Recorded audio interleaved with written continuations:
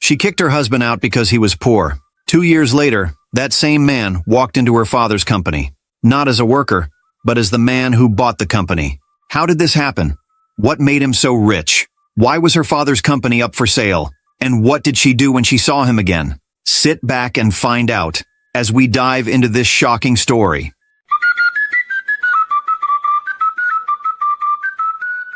This is the story of a young man named Alex, a man who had nothing, no job, no car, not even a house of his own. But what he did have was love. It was a bright Saturday morning. Inside a small room, Alex stood in front of the mirror. He was wearing a black suit. His hands were shaking as he fixed his tie. Today was his wedding day. He smiled at his own reflection, but his eyes told the truth. He was worried. Deep inside, his heart was heavy. He whispered to himself, "I hope I'm doing the right thing. I don't have money, but I love her. I really love her." His best friend Joseph walked into the room carrying a small camera. "Guy, you're still standing here? The bride is almost ready. Come on." Alex laughed a little and turned to Joseph. "Do you think I'm making a mistake?" Joseph looked at him confused. "Why would you say that? You're marrying the woman you love." Alex sighed. "I understand, but luxury is what she's used to. Her father paid for everything. Even this suit I'm wearing. I don't even have a job. What if I can't give her the life she's used to?" Joseph walked closer and placed his hand on Alex's shoulder. "Listen, you may not have money now, but you have a good heart. Gloria sees that, and that's why she said yes. Just trust God and trust yourself. One day, you'll be the one paying for other people's weddings." Alex smiled slowly. Amen. There was a knock on the door.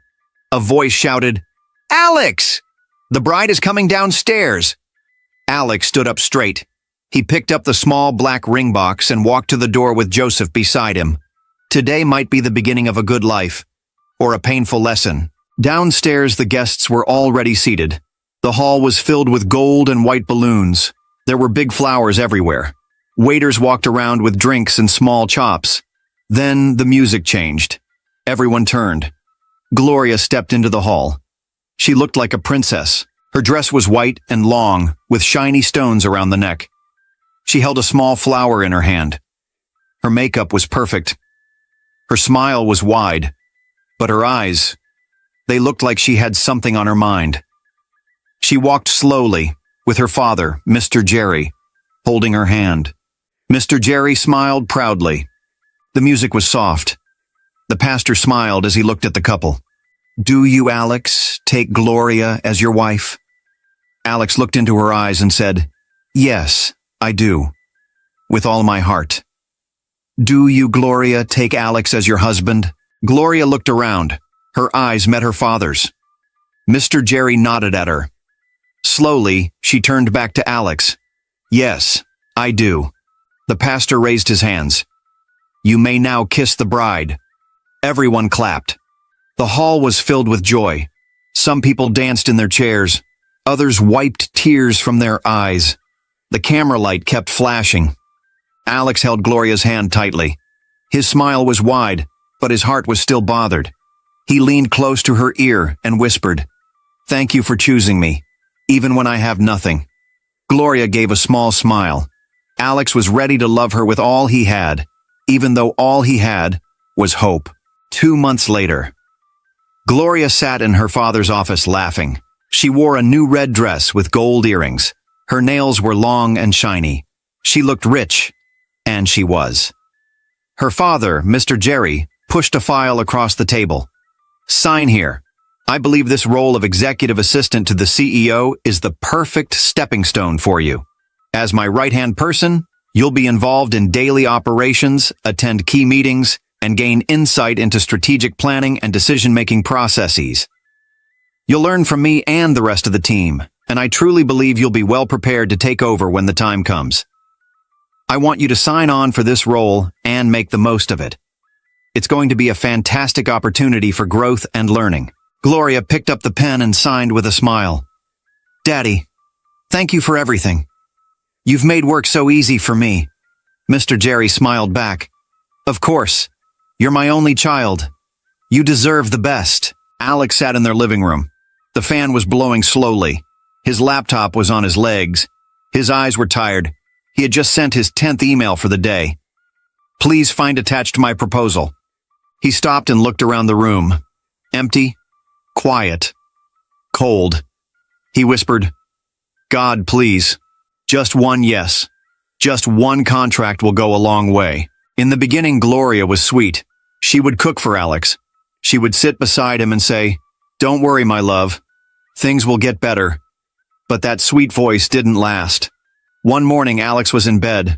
The fan turned slowly above him. His laptop was open, resting on his lap. He was not watching films. He was not playing games. He was searching. He clicked through building project sites. He checked his emails. He was hoping maybe one company had replied. Maybe today, someone would call him for a building contract, but his inbox was empty. Then Gloria walked into the room. She was dressed for work. Her hair was neatly packed, and her perfume filled the air. She looked at Alex and paused. You're still in bed? She asked sharply. Alex looked up. I've sent out some proposals this morning. There's this new school building project in Ikeja. I applied for it. Gloria laughed in a cold way. Alex, every week you talk about new projects. Every time it's, I applied for this, or I submitted for that, but nothing ever comes out of it. Alex sat up slowly. You know I'm a building engineer. Contracts don't just fall from the sky. It takes time. Time? She snapped. It's been months. Since we married, how many sites have you worked on? 0. You sit here clicking and hoping while I go out and work every single day. Alex's mouth was dry, but he still tried to speak. Gloria, I'm not lazy. You know I'm not. She threw her hands up. All I know is that I'm tired. Tired of paying bills. Tired of pretending everything is fine. Tired of being the man in this house. She turned and walked out of the room. Alex stared at the laptop screen. The words there didn't matter anymore. He slowly closed it. The silence in the room pressed on his chest. He was a man. He was skilled. But right now he felt useless. In his own home. And something inside him started to break. That evening, the doorbell rang. Alex opened the door, and there stood his old friend, Joseph. Ah, my brother. Joseph smiled wide, holding a nylon bag full of snacks. Joe. Alex smiled for the first time that day. You didn't even tell me you were coming. Surprise visit? Joseph said. I brought some snacks and malt. Let's sit and catch up. They sat in the living room. The fan made a soft sound above them. The TV was off. The room was quiet. Joseph passed a snack to Alex. Eat. You look like someone who hasn't smiled in months. Alex took it and laughed. It's not easy, Joe. Life is just hard these days. Joseph nodded. I know. I've been there. But don't give up, Alex. You're smart. One day, everything will turn around. Alex looked down. Gloria doesn't believe in me anymore. She talks to me like I'm nothing. Joseph sat up. Listen, just keep pushing. You don't need 10 people to believe in you. Just one person. And I believe in you. Alex smiled, but his eyes were red. Just then, Gloria walked into the room. Her arms were crossed. So this is what you do when I'm not home? Sit with your jobless friend and eat snacks? Joseph stood up, surprised. Ah, good evening, Gloria. She ignored him. Alex, do you even feel shame? You're here laughing like everything is fine. Alex stood slowly. He's my friend. He came to check on me. Gloria hissed and walked away. Joseph turned to Alex. Is this how she talks to you every day? Alex said nothing. He just sat back down. Joseph looked at his friend for a long time. Alex, you need to do something fast, or this woman will finish you. Alex nodded. His eyes were calm, but his heart had started to burn. That night, the room was quiet. The light was off, but the pain was still there. Alex sat on the edge of the bed. Gloria was already lying down facing the wall. He took a deep breath and spoke softly. Gloria, I want to talk. She didn't answer. Please, he continued. What you said today in front of Joseph, it broke me. Still no answer. You laughed at me. You called me weak. in front of my friend. Gloria slowly turned to face him, her voice sharp. So now I can't talk in my own house. Because your friend was here. Alex looked at her, his eyes low. That's not it. I just want you to believe in me. You know I'm trying. Every day I send out my proposals. I follow up. But it's hard out there. He paused, then added, Maybe you can talk to your dad. He knows big people. If he helps me get one small contract, I will prove myself. Gloria sat up at once. So that's it? She said loudly. This is why you married me, right? For my father's connections? Alex looked shocked. No, Gloria, I love you. I only asked for a chance. Keep your chance to yourself, she shouted. You want to use my father now? You think he'll just hand you a job because you married me? Alex tried to hold her hand, but she pulled away. I regret saying anything, he said quietly. Gloria hissed, turned her back again, and pulled the blanket over her shoulder. Next time, think before you speak, she said, and closed her eyes. Alex sat there, alone in the dark. His chest was heavy. His heart was tired. That night, sleep did not come to him. 1 week passed. The house stayed quiet. Gloria only spoke when it was necessary. Alex spent most of his time in the small study corner, still sending out building proposals. One morning, his phone rang. It was Joseph. Alex picked up quickly. Hello, bro. Guy, Joseph said, full of joy. I have news, big news.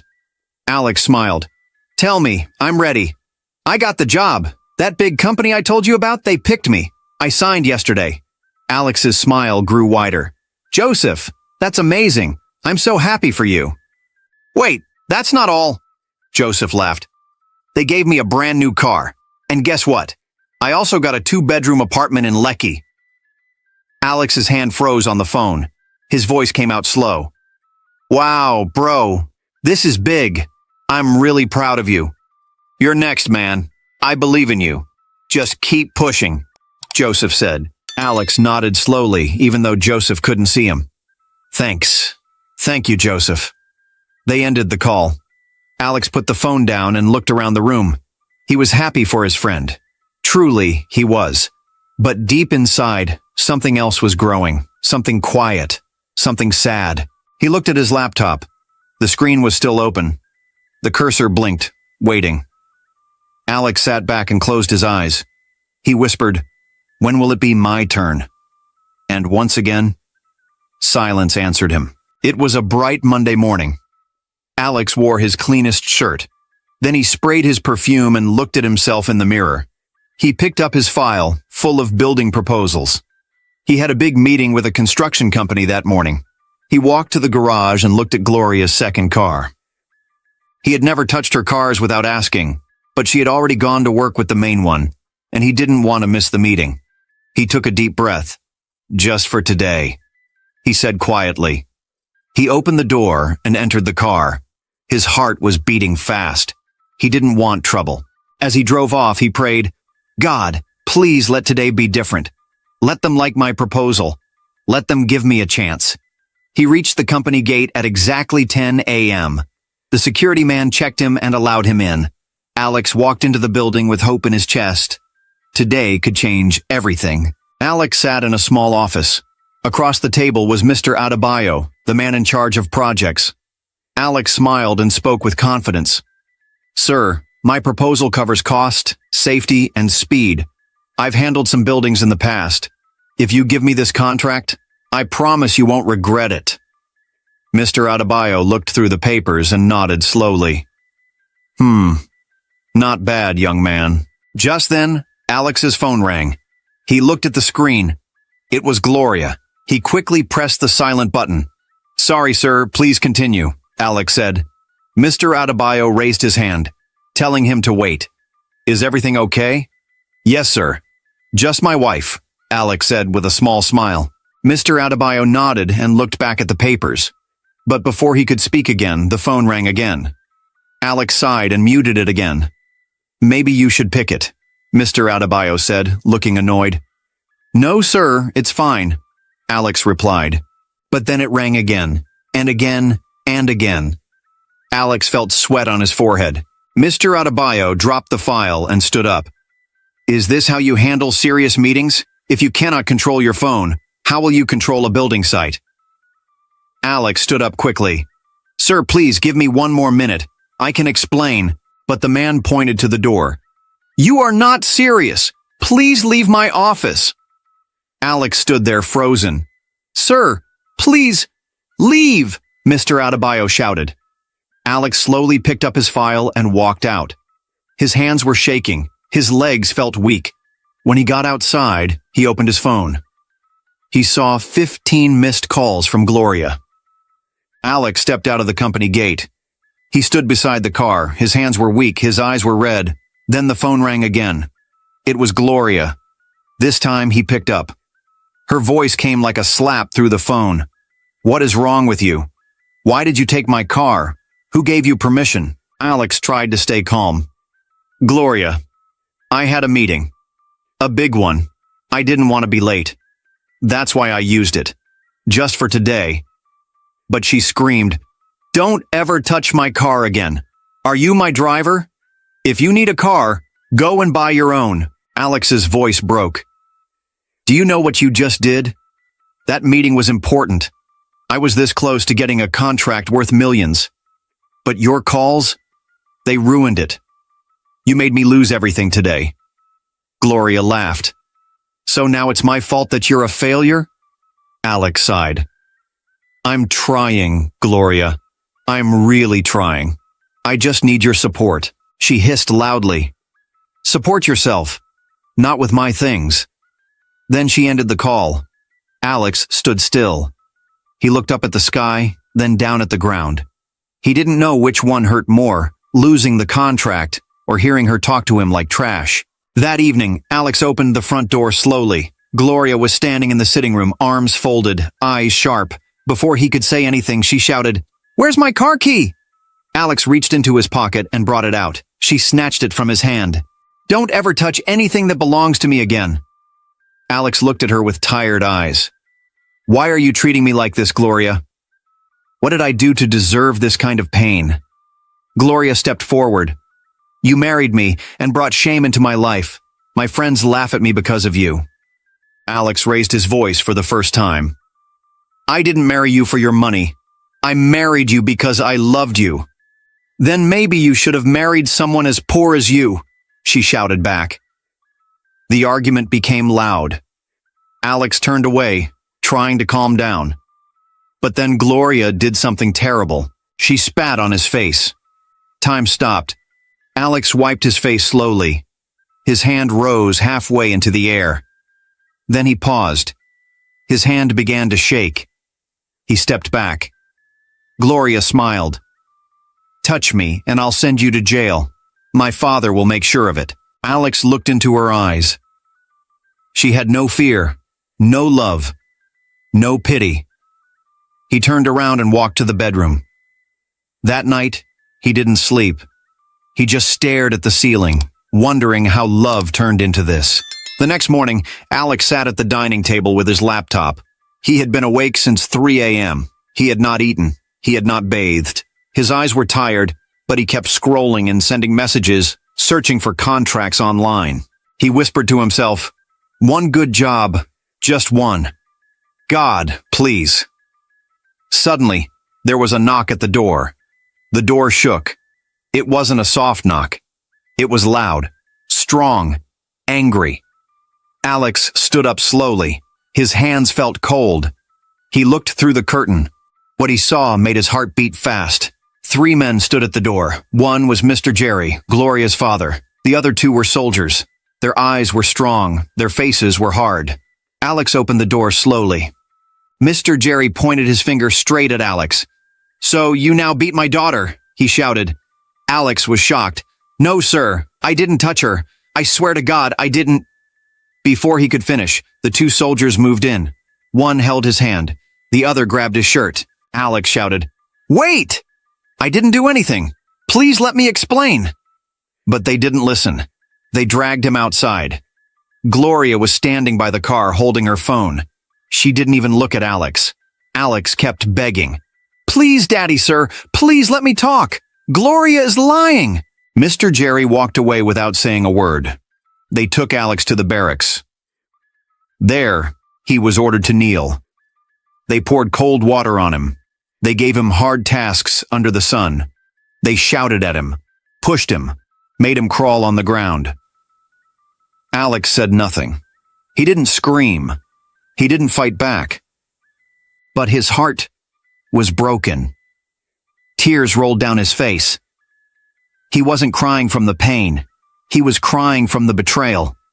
How can someone I love do this to me? He whispered. Nobody answered. That day, Alex lost something inside him. Something that would never come back. After 3 days, Alex came back home. His lips were dry, his face was swollen. His body had bandages. His steps were slow. He opened the front door and walked into the sitting room. Gloria was there, sitting on the couch, pressing her phone. Alex stood in front of her. His voice was low, but his heart was shouting inside. Why did you lie to your father? He asked. Why did you do this to me, Gloria? She looked at him. She didn't say sorry. She didn't stand up. Instead, she brought out a white envelope and threw it at his face. Sign it, she said. I want a divorce. Leave my house today. Alex stood still. He opened the envelope. It was real. Divorce papers. He looked at her again, hoping to see love, hoping to see tears, but there was nothing. Only anger on her face. Only hate in her eyes. Alex knew.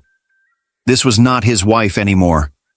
This was the end of their love. Alex packed his bag slowly. Just one small bag. He didn't take much. He left the gold watch she bought for him. He dropped the perfume she once gave him. He didn't want anything that would remind him of her. He walked to the door. Before he stepped out, he turned and looked at Gloria one last time. She didn't look at him. She just changed the TV channel. Alex walked out. The sky looked dark. The street was quiet. He stood outside and brought out his phone. His hands were shaking. He dialed a number. It rang. Then a voice answered. Hello? It was Joseph, his best friend. Alex cleared his throat and said, Please, can I stay with you for some time? Joseph was shocked. What happened, Alex? Are you okay? Alex looked around. His eyes were red, but he forced his voice to stay calm.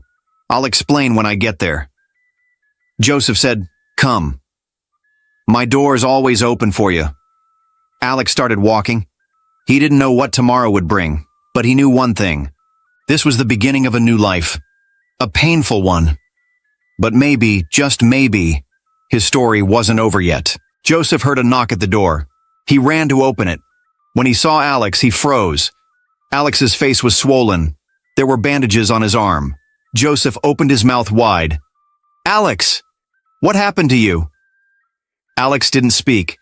He just walked in slowly and sat on the couch. Joseph shut the door quickly and sat beside him. Talk to me, bro. Who did this to you? Alex looked at him with tired eyes. Then he said, I didn't touch her, Joseph. I swear. But her father sent soldiers. They beat me. They tied me up like I was a thief. Joseph's eyes were wet. Alex reached into his pocket and brought out a paper. He gave it to Joseph. Joseph opened it. His eyes moved from line to line. Divorce papers? He said in shock. Alex nodded slowly. She said I should sign and leave her house.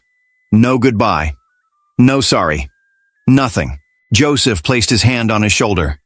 You will not end like this, Joseph said. You are a good man. Everything will be fine. I promise you. That night, the two men sat on the couch. They didn't say much, but their hearts spoke louder than words. Back at Gloria's house, she sat alone in the sitting room. She wore a short red gown. Her face had makeup, and her lips were shining. She crossed her legs and smiled. A bottle of red wine was on the table. She poured it into a glass, took a slow sip, and leaned back on the chair. She picked up her phone and played soft music. Then she smiled again. Good riddance, she whispered. Let him go and suffer. I don't need a broke man in my life. She felt proud. She thought she had won. She believed she was free. She laughed alone. But what she didn't know was that the same man she threw away, the same man she called broke, was about to rise again. And when he does, she will not be ready for what's coming. Time passed slowly. Day turned to night. Weeks became months. Alex was still staying with Joseph. He woke up every morning, opened his laptop, and searched for contracts. He sent emails. He made calls. Went to some offices. Some people promised to call back, but no one ever did. His bank account was empty, but still, he didn't give up. He didn't beg. He didn't steal. He waited. One Saturday evening, Joseph came back home dancing. Alex looked up from the chair. "Why are you smiling like this?" he asked. Joseph threw his car key on the table and shouted, "I got promoted, bro! I'm now the new HR manager!" Alex stood up at once and hugged him tight. "Wow, this is big news, Joseph. I'm so happy for you." Joseph looked at him. "Are you not sad? You've not even gotten a job yet." Alex smiled and said, "Why will I be sad? Your win is my win. You're my brother." Later that night, when Joseph had gone to bed, Alex knelt beside the bed. He whispered, "God, please remember me too. I'm happy for Joseph, but please, I need help too." His voice was low, but heaven heard it. One bright morning, Alex wore his best shirt and left the house. He took a bike and stopped in front of a church. He stood outside for a while. He was nervous, but he needed help. He walked in. Inside the office, Pastor John was sitting with his Bible open. He looked up and smiled. "Alex, it's been long. How are you?" Alex sat down slowly and said, "Pastor, I'm not fine." He told him everything. How Gloria lied. How the soldiers came. How he was beaten. How she threw divorce papers at him. Pastor John's face changed. He was quiet for a moment. Then he said, "Alex, I'm so sorry. I never saw this coming, but God is not sleeping. Let me pray with you." The pastor stood up and placed his hand on Alex's head. He prayed for a while. After the prayer, the room was silent. Then Pastor John sat back down. "Alex," he said, "while you wait for a big contract, do something else with your hands. Start small." Alex looked at the floor. He nodded slowly. "I agree, sir. But I don't even know what else I can do." He leaned back on the chair and covered his face. His heart was heavy. He was lost in thought. That afternoon, inside a big office building, Joseph was sitting with other top staff. It was a serious meeting. The company had just bought land in another city. They wanted to build a new branch there. The managing director stood up and said, "We need someone strong. Someone who can handle this project from beginning to end. We don't have time for mistakes." Everyone kept quiet. Some looked at each other. No one said anything. Then slowly, Joseph raised his hand. The MD looked at him. "Yes, Joseph. You want to say something?" Joseph stood up. "Sir, I know someone. He's very good. He built our university hall back then. He knows how to manage people. He's honest. He just needs a chance." The MD raised his eyebrows. "Who is this person?" Joseph smiled. "His name is Alex. He's an architect and a project manager." The room was silent. One of the directors spoke. "We like people that are tested and trusted, but if you're sure of this man, bring him in. Let's meet him." Joseph nodded. "Thank you, sir. I will bring him tomorrow." His heart was beating fast. This could change everything for Alex. And deep down, Joseph knew this was the right time. That evening, Joseph couldn't wait to get home. As soon as he opened the door, he shouted from outside, "Alex, where are you?" Alex came out of the kitchen, wiping his hands. "I'm here. Hope all is well?" Joseph dropped his bag and smiled wide. "Bro, something big just happened." Alex looked confused. "What happened?" Joseph moved closer. "There's a new project at my office. A big one. We need someone to handle it. I mentioned your name." Alex froze. You mentioned me?" Joseph nodded. "Yes, they want to see you tomorrow. They're ready to talk.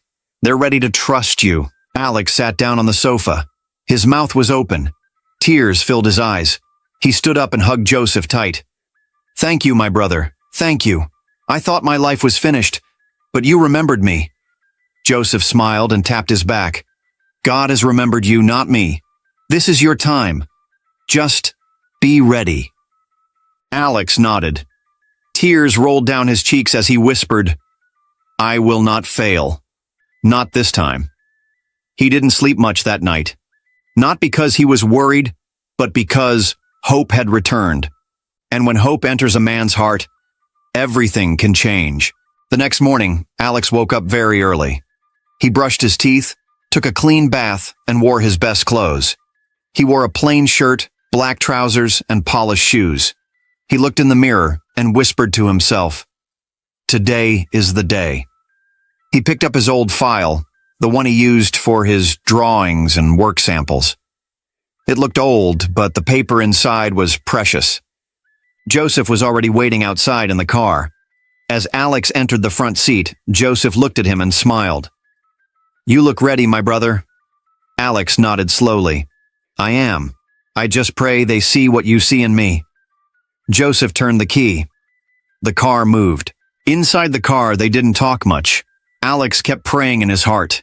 He thought about all the pain he had been through, and all the people who forgot him. Soon, they arrived at the company. Joseph walked him to the big meeting room. 5 people were sitting there. One of them said, "You must be Alex." Alex greeted them gently. "Yes, sir.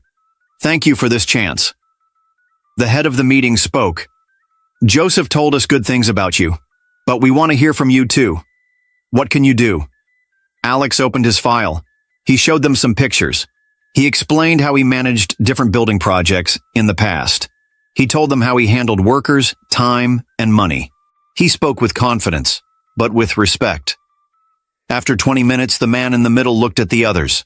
Then he turned to Alex. "We like what we see. We like what we hear. We are giving you the contract." Alex's heart jumped. The man continued, "It's a big job. We want a full building, offices, car park, generator house. The full plan is in this folder. The contract is worth over $700,000. Alex held the folder with shaky hands. He looked at Joseph. Joseph smiled and nodded. Alex swallowed hard. "Thank you, sir. I won't fail you. The building project went very well. Alex worked day and night. He gave it everything. He planned well. He paid his workers on time. He followed every step of the work. And the building came out strong, clean, beautiful. The company was so happy, they even gave him a thank you bonus. But that was just the beginning. 2 weeks later, another company called. "Are you the engineer that built that tower?" they asked. Alex said yes. They gave him another job. Then another person called. Then another. People were now talking about him. In just 5 months, Alex became one of the most trusted building engineers in Lagos. He bought a new house, not just a small one, but a big one in Lekki. He also bought a car, a clean black SUV. And one morning, he looked at the keys in his hand. He smiled. "I remember the day I had nothing. I was crying in Joseph's room. Now look at me," he said. He used part of the money to open his own office. He hired 2 staff. He gave his first job to a young man who was also struggling, just like he once was. Alex was no longer the man who was thrown out. He was now the man everyone wanted to meet. It was a bright Friday afternoon. Alex was sitting in his new office looking at some building plans. His air conditioner was blowing gently. The office smelled fresh. Then, he heard a knock. He looked up. "Come in." The door opened slowly. It was Joseph. Alex stood up at once, smiling. "My brother!" he shouted. They shook hands like 2 boys who just won a football match. "This office is fine, Alex," Joseph said, looking around. "It's your prayers that built it," Alex said, smiling. They sat down and laughed for a while. They remembered the days when they were both broke. Joseph looked at Alex and shook his head slowly. "You came a long way, my brother, but you're just getting started." Alex leaned forward. "How do you mean?" Joseph smiled. "You already build houses. Why not go into real estate proper?" Alex raised his eyebrow. "Real estate?" "Yes," Joseph said. "It's not far from what you're already doing. You can buy land, sell it, or build houses and rent them. People are making serious money there." Alex kept quiet for a while. Then he said, that's a good idea. Joseph laughed. It's more than good, Alex. It's gold. Alex nodded slowly. They talked for hours. When Joseph was leaving, he turned at the door and said, "This is only the beginning. Watch what God will do next." Alex stood by the window after Joseph left. He looked at the busy Lagos street, and for the first time, he saw something new. He saw land and buildings and a bigger future. 2 weeks passed. Then one morning, Alex picked up his phone. He called his bank manager. "I want to buy shares in some big real estate companies," he said. The man was shocked. "Sir, that is a good move. You want me to help you with it?" "Yes, and make it fast," Alex replied. By the end of that week, Alex had shares in 3 of the biggest real estate companies in Lagos. One of the companies called him soon after. "Engineer Alex, we saw your name in our system. We know your work. Can you help us handle a new estate project in Ikeja?" Alex smiled. "Yes, I can."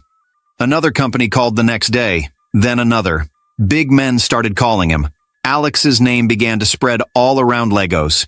His company account was growing. He had to hire new workers and expanded his company. It was a quiet afternoon. Far away from the busy city, Gloria sat in her living room, alone. The curtains were closed. The TV was off. A cold cup of tea sat beside her untouched. She looked tired. Her eyes looked like someone who had not slept well. Then her phone rang. She picked it slowly. "Daddy," she said. Her father's voice came through sharp and serious. "Gloria," he said, "it's been 2 years since your divorce. Where is your husband? Where is my grandchild?" Gloria rolled her eyes. "Daddy, please, not again," she said. "I'm getting old," he continued. "I need to carry my grandchild before I die." "Daddy, please," she raised her voice. There was silence. Then she sighed and ended the call. She threw the phone on the chair and leaned back. She was tired. Tired of the same talk every time.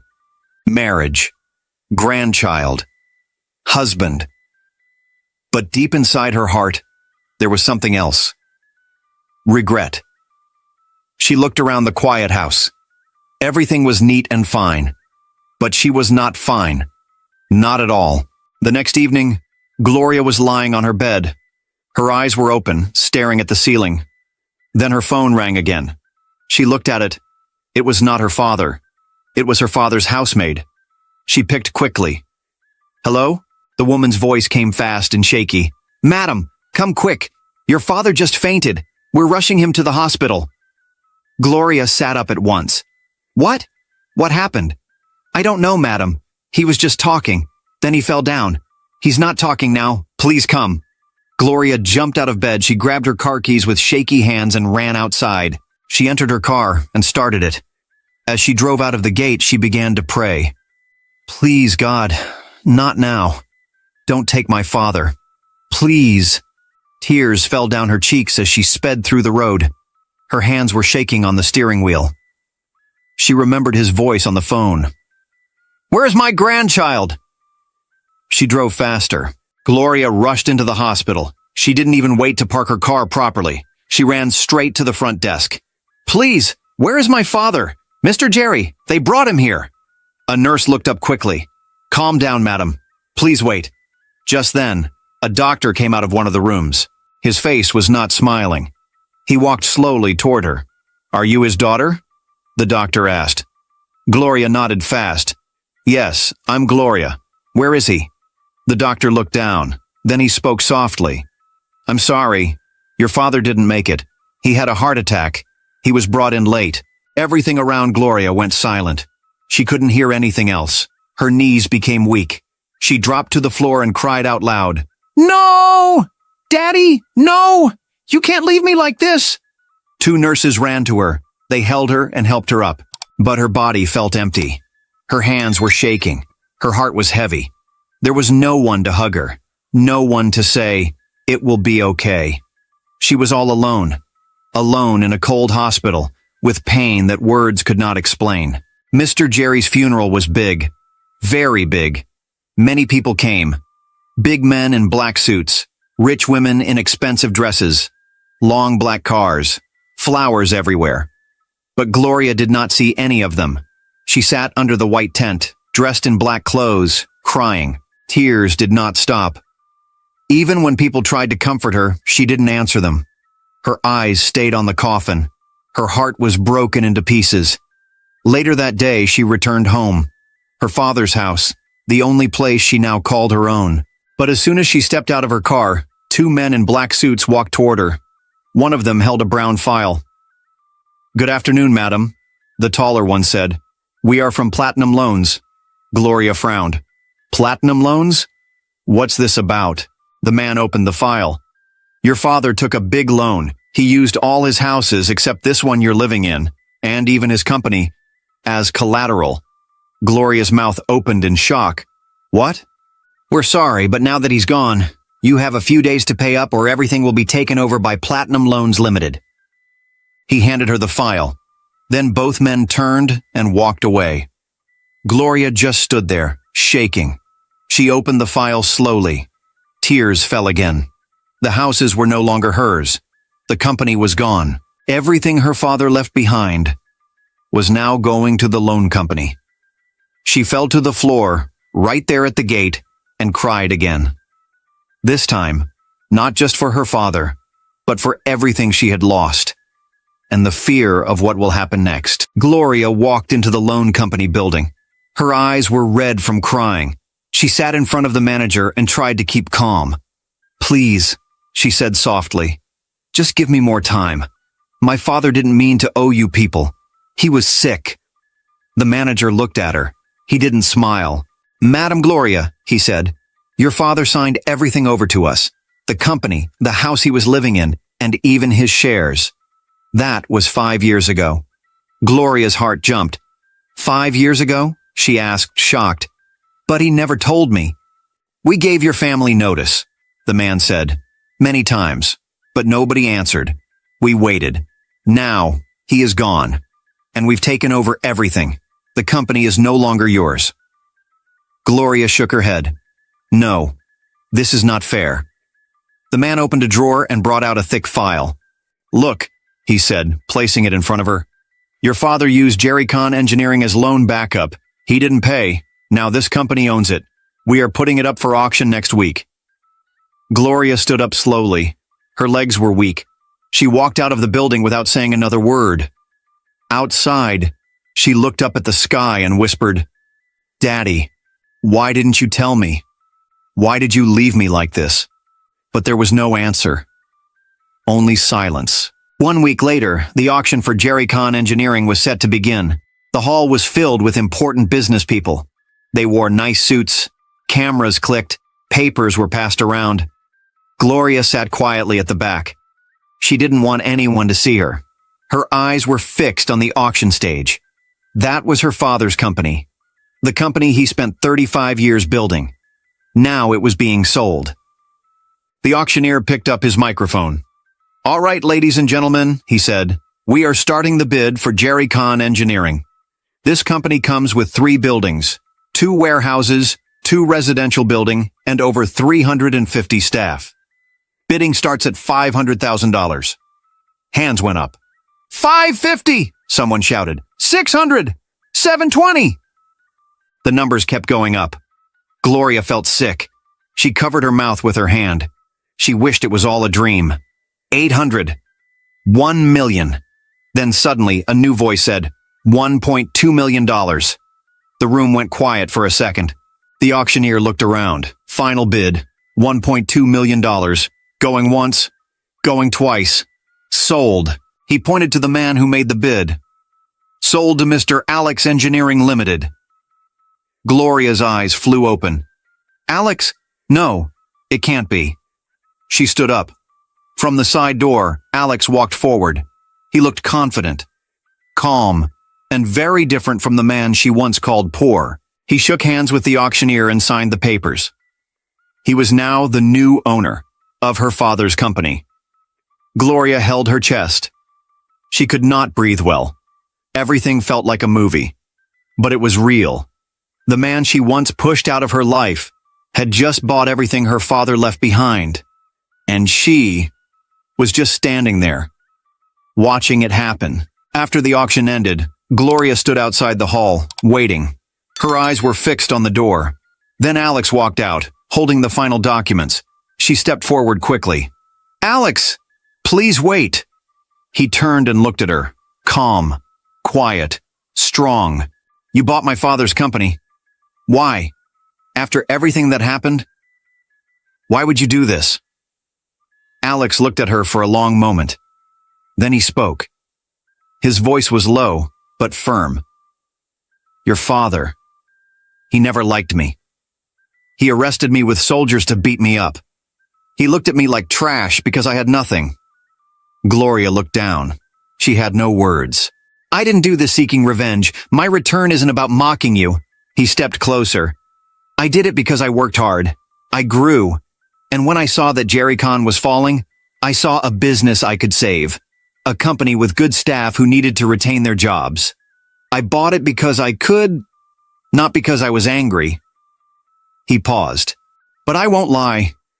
It still feels strange to stand here and watch you look at me like this." Gloria's voice shook. I didn't know things would turn out like this. Nobody ever knows. That's why you should treat people with respect, whether they're rich or poor." Then he turned and walked to his car. Gloria watched as he entered the car and drove off. She stood by the road, alone. Now she had only one house, the one she lives in. But no job, no father, no husband, and no one to blame but herself. The company was gone.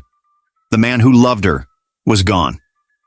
All she had now was a chance to start all over again. This story teaches us something very deep. Never look down on anyone just because they are poor. Life can change in one moment. The person you reject today may be the same person you'll need tomorrow. Treat people with love. Treat them with respect, whether they have money or not. Now, I want to hear from you. What part of this story touched you the most? Please share your thoughts in the comment section below. I would really love to read from you. And don't go far. There's another very interesting and powerful story coming your way in just a few days. So, subscribe to this channel and turn on your notification bell, so you'll be the first to know when it drops. If you enjoyed this story, please hit the like button and share it with your friends. Thank you so much for watching. I truly appreciate you. See you again soon.